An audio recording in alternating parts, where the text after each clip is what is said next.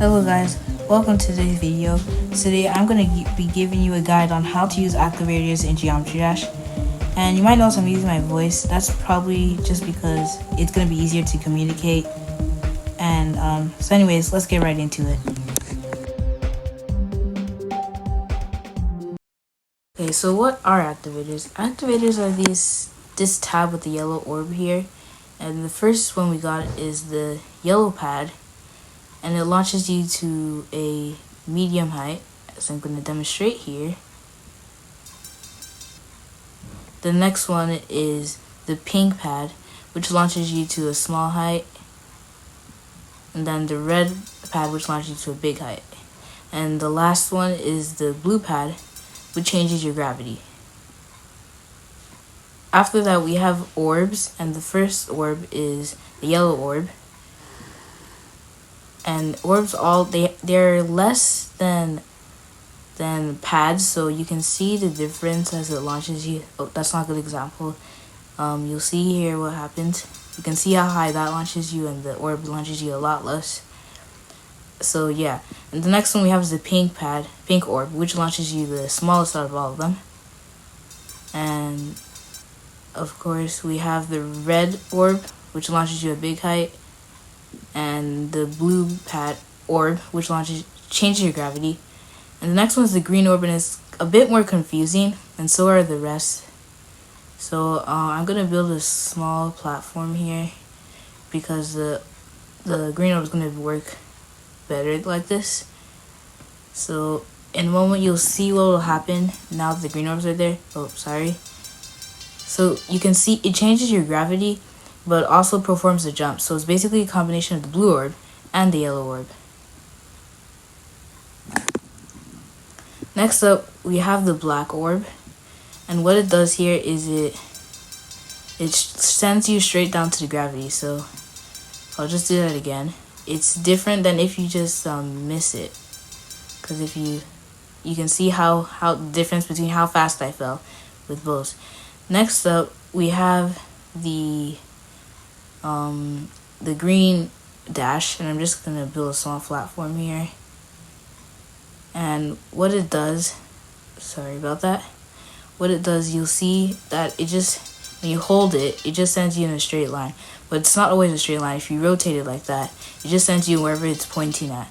And it's pretty much infinite unless you use something we'll talk about later to stop it. After that, we have the pink dash, which is the same as the green, but except it changes your gravity, as you can see there. So if I was on default gravity, I would change it into upside down. And the last one here we have is the toggle orb, and it's a bit more complicated. As you can see, if I press it, nothing happened. But if I go there and press edit special, and I add, let's say, group 1, it can activate or deactivate groups. So if I keep it on activate, actually no, rather let me change this to deactivate. And if I place some spikes here and I set it to group 1, now you can see when I hit this toggle orb, it is going to deactivate them. And let's say I don't hit it, I will die. So after that, we have portals. And the first portal is just the default gravity portal, and it just changes your gravity back to normal. And we also have the yellow portal, which changes your gravity. And after that, we have a bunch of game mode portals, and this one's probably the most useful because a lot of people don't really know which one's which. So the green one's the cube, the pink one's the ship, the ball is the red one, the orange one is the UFO. The blue one is the wave, which I know will be useful for a lot of people who love the wave. And the white one is the robot. And the last one is the spider, and it's a bit like lower because it was one of the newer game modes and probably the newest one right now. Changed you to the spider. After that, we have mirror portals, and this one, if I hit it in editor mode, nothing happens, so I have to go to the actual game. It reverses the direction you're facing, but it doesn't really alter your gameplay, just the direction you're facing, so it might be a bit tricky for for players. And we also obviously have the blue mirror portal, which changes it back to default. After that, we have the size portals. The big one is default and changes your size to default. And we have the mini portal, which changes your cube to mini. You can see mine is different because I just activated a setting that makes my mini cube smaller. Or I mean, my mini cube look different. And we have the dual portals, which makes two of your game mode, and is like inverted colors. And whatever jump or anything you do, it works for both of them. So you can see if I tap, it's gonna activate both of them. But of course, if you go to settings and you turn on 2-player mode, you can see I can only move one because I clicked on the right side, and this one moved because of the left side. So yeah, different controls for each side. And of course, we have the blue dual portal that changes it back to default.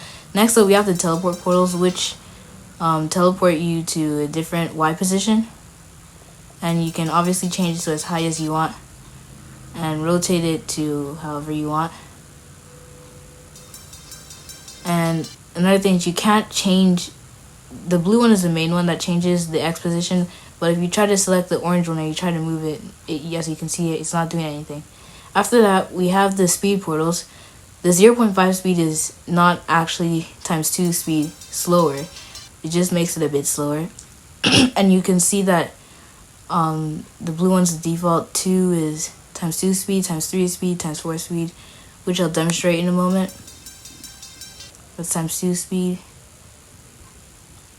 ×3 speed, ×4 speed. So you can see that's ×2, ×3, and ×4. And another thing to note is that the ×4 speed isn't actually ×4 of the actual speed, but you'll see that it's actually just a bit faster. And in comparison, ×4 speed is actually just ×2 of the default speed, so it's not actually that fast. Of course, after that, we have all these tabs here, but none of these are really useful here. So first we have these pickups, and then we have the coin, which are featured in most levels, as I'll just demonstrate right now. So yeah, that's the coin. And then we have text, which is very useful to know for beginners because you might need to use text at one point. So yeah, you can just go to insert edit object and then you can insert the text there. And after that, we have these particles. We have the square and the circle particles. The square particles, you can see it just looks pretty plain. It's just in the same spot, but it can look pretty cool when you use move triggers with it, which will be in a different video. And we have these circle particles.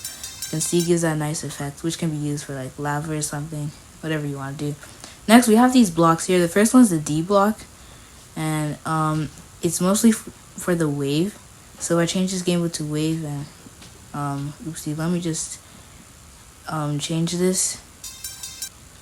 You can see I die when I hit those blocks, but if I put some D blocks here, you can see I can touch them without dying. Next up, we have the S blocks here, and they are for the dash. As you can probably remember, I said that the dash kit is infinite unless you use these. So you'll see in this demonstration, when I hold this, sorry, let me change back to cube. When I hold this dash, my dash ends when I touch the S blocks. So after that, we have the H blocks, and you'll see when I put the H blocks here, it works for the cube and the robot. When I hit jump and hit, you can see I don't die.